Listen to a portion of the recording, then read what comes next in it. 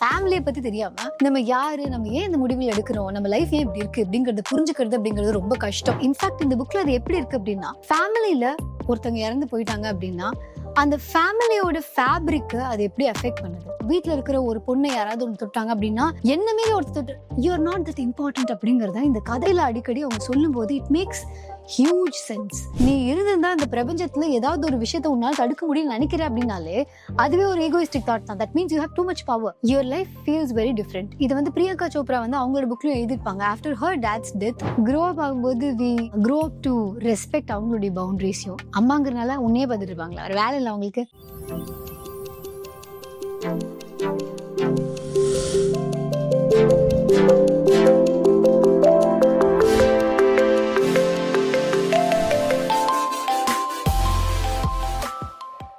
யாராவது சொல்ற ஒரு வார்த்தை மூலமா ஒரு கம்ப்ளீட் பிலாசபி ஆஃப் லைஃபே நமக்கு வந்து மாறுறதுக்கான வாய்ப்புகள் உண்டு.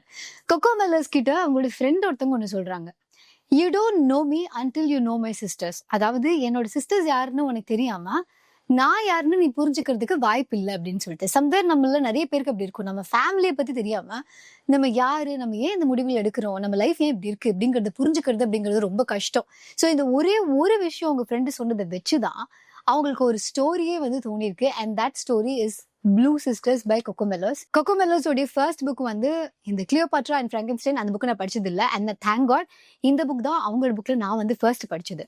ஷி ரைட்ஸ் அபவுட் ஒரு 4 சிஸ்டர்ஸ் அண்ட் அவங்களுடைய லைஃப் தான் இது. எனக்கு வந்து நமக்கு இந்த ஸ்டோரியை கேட்கும் போது லிட்டில் விமன் கண்டிப்பா ஞாபகம் வரும். 4 சிஸ்டர்ஸ் இருப்பாங்க. எப்படி ஒரு அன்றாட லைஃப்ல நம்மளுடைய பாண்ட்ஸ் உருவாகுது, நம்ம அதுல நடக்கக்கூடிய பிரச்சனைகள், இது பத்திலாம் தான் அந்த புக் இருக்கும். அண்ட் அதுல வந்து ஒரு கேரக்டர் பெத்துக்கு வந்து உடம்பு சரியில்லாம இருக்கும். அதே மாதிரியே இந்த புக்கோட ஓப்பனிங்லேயே எப்படி இருக்கு அப்படின்னு கேட்டா 4 சிஸ்டர்ஸ் இருக்காங்க, ஏவ்ரி, பானி, நிக்கி அண்ட் லக்கி. ஸோ இதுதான் அவங்களுடைய ஆர்டர். ஸோ இதுல என்ன ஆகுது அப்படின்னா இந்த நிக்கி அப்படிங்கிற அந்த 3rd சிஸ்டர் வந்து கதையோட ஆரம்பத்திலேயே இறந்து போயிடுறாங்க. அண்ட் இந்த கதை எங்க ஆரம்பிக்குது அப்படின்னா அந்த சிஸ்டர் இறந்து ஒரு வருஷம் கழிச்சு அந்த ஃபர்ஸ்ட் டே, லைக் அந்த ஆனிவர்சரி, அந்த டேல what is happening between them அப்படிங்கறத பத்தி தான் இந்த புக்கு எழுதியிருக்காங்க. இந்த கதையில எனக்கு என்ன ரொம்ப பிடிச்சது அப்படின்னா இந்த கிரீஃப் அப்படிங்கிறது நம்ம படத்துல பாக்குற மாதிரி அந்த ஒரு பாட்டுல ஃபீல் பண்றதோ இல்ல வந்து ஒரு டிராஸ்டிக்கான நம்மளுடைய எக்ஸ்பிரஷன்ஸோ அந்த மாதிரி இருக்கிறது இல்லை. இன்ஃபேக்ட் கிரீஃப் வந்து நம்ம ஒருத்தவங்களை பார்க்கும்போது அவங்க கிரீவிங்கா இல்லைங்கிறது கூட நமக்கு தெரியவே தெரியாது. அந்த அளவுக்கு it is very very subtle. In fact அவங்களோட ஹாப்பியஸ்டான மொமெண்ட்ஸ்ல தே மைட் கிரீவ், அவங்களோட ரொம்ப லோலஸ்ட் ஆஃப் த மொமெண்ட்ஸ்ல வந்து தே மைட் லாஃப். ஸோ இதுதான் வந்து நம்மளுடைய ஹியூமன் பீயிங்ஸ் உடைய அந்த கோர் ஹியூமன்னஸ்ன்னே என்னால் சொல்ல முடியும். ஏன்னா நல்ல ஞாபகம் இருக்கு, when my dad died I didn't know. இதுக்கு அழணும் தான் அப்படிதான் தோணுது, அப்படிதான் கேள்விப்பட்டிருக்கேன். ஆனா அழுக வரவே இல்லையே. Something is blocking, something is not working. ஏதோ ஒரு ஒயர் கட் ஆஃப் ஆன மாதிரி தான் இருக்கு, அழ வரவே இல்லை. But on the other hand ரொம்ப ஹாப்பியஸ்டான ஒரு மொமெண்டா இருக்கும். நான் பயங்கரமா லைஃப் ரசிச்சுட்டு இருப்பேன். ஆனா அந்த மொமெண்ட்ல டக்குன்னு பட் இதை பாக்குறதுக்கு உங்க அப்பா இல்லைல்ல அப்படிங்கிற ஒரு தாட் வந்து ஹிட் ஆன் பண்ணும். அண்ட் அது பல வருஷம் கழிச்சு கூட ஹிட் ஆன் பண்ணும். It happens like that. So நம்மளால வந்து ஒரு இமோஷனை இந்த பர்டிகுலர் டைம்ல தான் நம்ம கோத்ரூ பண்ணுவோம் அப்படிங்கிறதே கிடையாது. இன்ஃபேக்ட் இந்த புக்ல அது எப்படி இருக்கு அப்படின்னா, ஃபேமிலியில ஒருத்தவங்க இறந்து போயிட்டாங்க அப்படின்னா அந்த ஃபேமிலியோட ஃபேப்ரிக் அது எப்படி அஃபெக்ட் பண்ணுது, இல்ல அதுல என்ன சேஞ்சஸ் உருவாகுது, அதுல ஒரு சக்சஸ் இருந்தா அந்த சக்சஸ்க்கு பின்னாடியும் அந்த கிரீஃப் இருக்கும், இல்ல ஏதாவது ஒரு ஃபாலோ அவுட் இருக்குன்னா அதுக்கு பின்னாடி அந்த கிரீஃப் இருக்கும். அந்த மெம்பர்ஸ்குள்ள இருக்கிற அண்டர்ஸ்டாண்டிங்க்கு மிஸ் அண்டர்ஸ்டாண்டிங்க்குன்னு சொல்லி நிறைய விஷயத்துல எப்படி ஒருத்தவங்களுடைய ஆப்சன்ஸ் வந்து அஃபெக்ட் பண்ணும் அப்படிங்கறதான் எழுதியிருக்காங்க. இன்ஃபேக்ட் இதுல வந்து எப்படின்னா அந்த இவங்களுடைய அம்மா அப்பா இவங்க 4 பேருக்குமே என்ன ஒரு தாட் இருக்கு அப்படின்னா, தன்னுடைய அம்மா ஒரு ப்ராப்பரான அம்மா இல்லை, நமக்கு பேரண்டிங் ஒழுங்கா பண்ணல அப்படிங்கிற மாதிரி ஒரு தாட் இருக்கு. இவங்க 4 பேர் சேரும்போது அவங்க அம்மா பத்தி கழுவி ஊத்துறது, இதெல்லாம் ஒரு அம்மாவாங்கிற மாதிரி பேசுறது, இதெல்லாம் ரொம்ப காமனா இருக்கு. பட் ஆஸ் தே க்ரோ அவங்களுடைய அண்டர்ஸ்டாண்டிங் ஆஃப் தேர் மதர் அதுவும் மாறுது. அண்ட் இதுல எஸ்பெஷலி இந்த 3வது பொண்ணு இறந்து போகும்போது, நிக்கி இறந்து போனதுக்கு அப்புறமா இந்த 3 பேரும் வேற வேற இடத்துல இருக்காங்க. ஒருத்தங்க பயங்கரமான சக்சஸ்ஃபுல்லான ஒரு லாயர், ஷீ இஸ் லெஸ்பியன், அவங்களுக்கு வந்து ஆல்ரெடி கல்யாணம் ஆயிருக்கு, she has a partner who has Indian roots. So பயங்கர அண்டர்ஸ்டாண்டிங்கான ஒரு பார்ட்னர். அண்ட் அந்த பார்ட்னரோட தான் இருக்காங்க. பட் அவங்க லைஃப் ரொம்ப சேமா இல்லை. அவங்க அவங்க தான் ஒரு பெர்ஃபெக்ட்டான ஒரு ஆளா அந்த ஃபேமிலிலே இருக்காங்க. அவங்க அம்மா வந்து குழந்தைங்கள ஒழுங்கா பார்த்துக்கல அப்படிங்கிறனால எல்டர் சிஸ்டர் வந்து ரெஸ்பான்சிபிலிட்டி எடுத்துக்கிறாங்க. அண்ட் அந்த ரெஸ்பான்சிபிலிட்டி மூலமா தன்னோட 3 சிஸ்டர்ஸையும் ஒழுங்கா பார்த்துக்கிறது, அவங்களுக்கு ஸ்விம்மிங் கத்துக் குடுக்கறதுலேருந்து, அவங்க ஒழுங்கா சாப்பிட்டாங்களா, இந்த மாதிரியான பல விஷயங்களுக்கு தானே ரெஸ்பான்சிபிலிட்டி எடுத்துக்கிறதுனால, அவங்களுடைய சைல்ட்ஹுட்டே எப்படி ஆயிடுது அப்படின்னா, she is not being a child. Instead she tries to become the mother. She wants to be that perfect mother. ஆனா லேட்லி அவங்க லைஃப்ல அவங்க நிறைய தப்பு பண்றாங்க. ஏன்னா அது அவங்களுக்கு வந்து அவங்களோட ஐடென்டிட்டியை கொஸ்டின் பண்ண வைக்குது. ஏன்னா அவங்க யாரு? ஒரு பெர்ஃபெக்ட்டான சிஸ்டர்.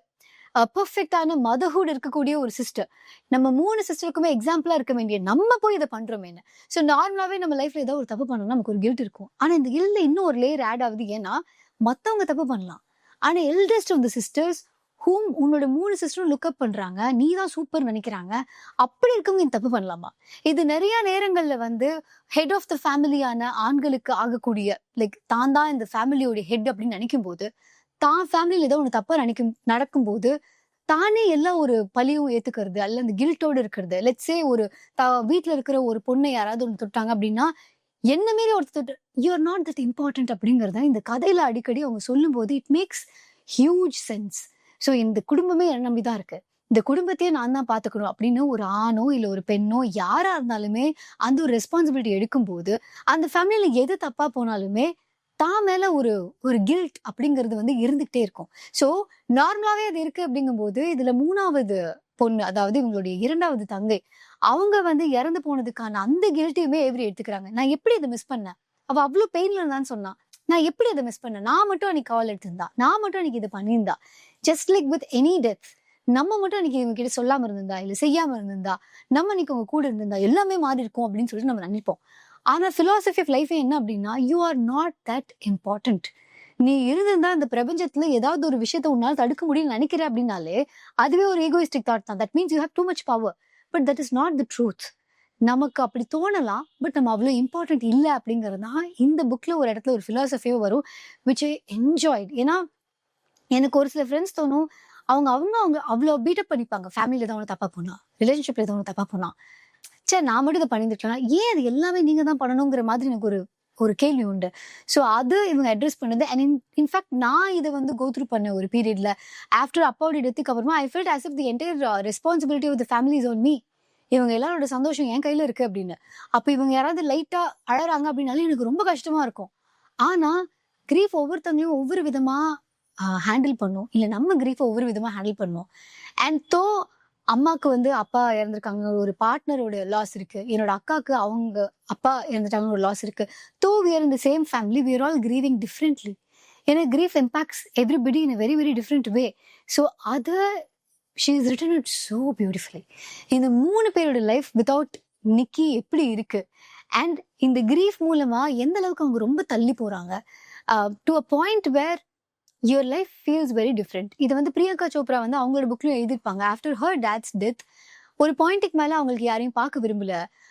நமக்கு பார்க்கும்போது she is a successful actor, very well known, Hollywood வரைக்கும் போயிட்டாங்க, ஸோ அமேசிங்கான லைஃப், கெரியர்ல என்ன க்ரோத் அப்படின்னு நமக்கு இருக்கும். ஆனால் ஷீ சேயிங் எனக்கு யாரையுமே பார்க்க விரும்பல, எனக்கு வீட்டிலே தான் இருக்கணும், ஒரு கவுச்சில் தான் இருக்கணும், I don't want to talk to anybody. எனக்கு அதுலேருந்து மறுபடியும் டு என்கேஜ் வித் லைஃப் அது வந்து it took a lot of time அப்படின்னு சொல்றாங்க. ஏன்னா அவங்க அப்பா இறந்ததுக்கு அப்புறம் she was continuously shooting, she was doing something or the other. But the problem or the nature of grief என்ன அப்படின்னா, இட் நெவர் கோஸ். அது வந்து ஒரு பிரேக்கப்பா இருக்கலாம், இல்லை யாரோ ஒருத்தவங்களோட டெத்தா இருக்கலாம், இல்லை லாஸ் ஆஃப் பெட்டா கூட இருக்கலாம். நம்ம அதுல இருந்து டிஸ்ட்ராக்ட் பண்ணிட்டு வேற ஏதாவது ஒன்று பண்ணும்போது we feel as if we are doing something. ஆனா the grief will be slowly waiting ஒரு கார்னர்ல. It will hit you right when you're not ready. It will hit you when you're just அப்போதான் கொஞ்சம் ரிலாக்ஸ் ஆகலாம் நினைப்போம், போட்டு அடிச்சு சாத்திரும், உட்காரு என்னை பாரு, ஏன் எத்தனால என்னை பார்க்கல, அது எப்படி எங்கிருந்து தப்பிச்சு போக முடியும்? அந்த ஃபீலிங் அங்கே தான் இருக்கும். So to sit with your grief அப்படிங்கிறது இட்ஸ் வெரி இம்பார்ட்டன்ட். அண்ட் இந்த புக்ல எப்படி இந்த 3 சிஸ்டரும் 3 பேரும் வேற வேற இடத்துல இருக்காங்க. அண்ட் தென் அவங்க எல்லாரும் சின்ன வயசுல வாழ்ந்த வீடு, அந்த வீட்டுல தான் வந்து அந்த அவங்களுடைய நிக்கி அப்படிங்கிற அந்த கேரக்டர் வந்து இறந்து போறாங்க. இவங்க அம்மா கிட்ட இருந்து இவங்க எல்லாருக்கும் ஒரு மெயில் வருது. என்னன்னு வருது அப்படின்னா, அந்த அப்பார்ட்மெண்ட்டை நாங்கள் விற்கலான் இருக்கோம் அப்படின்னு சொல்லிட்டு. ஸோ மறுபடியும் உங்களுக்கு அம்மா மேல கோவம் வருது. என்ன தைரியம், கரெக்டா ஆனிவர்சரி எப்போ இது மெசேஜ் அனுப்பலாமா இவங்க? இப்படிதான் வந்து நம்ம யாராவது ஒருத்தங்க இறந்து போயிட்டு they will just move on அப்படிங்கிற மாதிரி இந்த கோவம் வருது. So they want to go back to the apartment. அந்த இடத்துல நிக்கி வாழ்ந்த வீட்டில் நிக்கியோட திங்ஸை அவங்க ஹேண்டில் பண்ணணும். அண்ட் அந்த அப்பார்ட்மெண்ட்டை ஃபைனலி அவங்க பார்த்து ஒரு குட் பை சொல்லணும் அப்படிங்கிற ஒரு தாட் வரும்போது, எப்படி லைஃப்லேயும் சரி இல்லை ஜியாகிரபிக்லேயும் சரி வேற வேற இடத்துல இருக்கக்கூடிய இந்த sisters, how do they go back to the apartment, how do they deal with those emotions and how do they patch up with their mother அப்படிங்கிறது தான் பேசிக்கலி இந்த ஸ்டோரி. பட் இதுல இருந்து மெட்டஃபர்ஸ் எல்லாம் வந்து எனக்கு ரொம்ப ரொம்ப ரொம்ப ரொம்ப பிடிச்சிருந்தது. It is a very wonderful read. I would say do pick it up. நிறைய விஷயத்த ரிமைண்ட் பண்ணுச்சு, என்னுடைய சைல்டுஹுட் ரிமைண்ட் பண்ணுச்சு. எப்படி நம்மளும் சின்ன வயசுல வந்து நம்ம பேரண்ட்ஸ் எல்லாம் ச்சே இவங்களுக்கு ஒரு தாய் அப்படிங்கிற மாதிரிலாம் யோசிச்சிருப்போம். பட் க்ரோ அப் ஆகும்போது we grow up to respect அவங்களுடைய பவுண்டரிஸையும். அம்மாங்கிறனால உன்னையே பார்த்துட்டு இருப்பாங்களா, ஒரு வேலை இல்லை அவங்களுக்கு, சம்மன் எல்ஸ், அவங்களும் ஒரு இண்டிவிஜுவல் தானே அப்படிங்கிற ஒரு தாட் வரதுக்கு, அந்த அண்டர்ஸ்டாண்டிங் வரதுக்கும் இட் டேக்ஸ் இயர்ஸ் இல்லை. ஸோ அந்த ஒரு பயங்கரமான ஒரு ஜேர்னி தான் இந்த புக், கொக்கோமெல்லஸோடைய ப்ளூ சிஸ்டர்ஸ். இந்த புக்கு நீங்கள் வாங்கி படிக்கணும் அப்படின்னா அதுக்கு லிங்க் கீழே இருக்கு. அண்ட் இவங்களோட மற்ற புக்கு நீங்கள் படிச்சிருந்தீங்க அப்படின்னா ப்ளீஸ் டூ கமெண்ட் பிலோ அந்த புக் எப்படி இருந்தது, எஸ்பெஷலி இந்த புக் படிச்சிருந்தீங்கன்னா அது எப்படி இருந்தது அப்படின்னு கீழே கமெண்ட் பண்ணுங்க. அண்ட் மற்ற வீடியோஸ்லாம் எக்ஸ்ப்ளோர் பண்ணி do pick up your next book. And happy reading and thank you for having the book show in your reading journey. Bye bye.